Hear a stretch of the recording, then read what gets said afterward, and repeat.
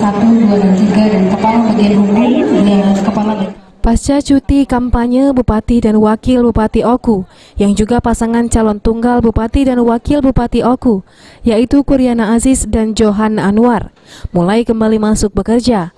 Dalam hari pertamanya, Bupati dan Wakil Bupati Oku mempunyai kegiatan berbeda. Wakil Bupati Oku Johan Anwar memimpin apel gabungan di halaman kantor Pemda Oku, sekaligus juga memperingati Hari Korpri. Dalam amanatnya, Johan Anwar mengingatkan seluruh ASN untuk bekerja seperti biasanya. Menjelang hari pencoblosan, Johan mengajak seluruh ASN di Kabupaten Oku untuk datang ke TPS memberikan hak suaranya. Saat ini masyarakat Oku tidak perlu takut dalam menyalurkan hak suara, karena pilkada di tengah pandemi COVID-19 tetap mematuhi protokol kesehatan.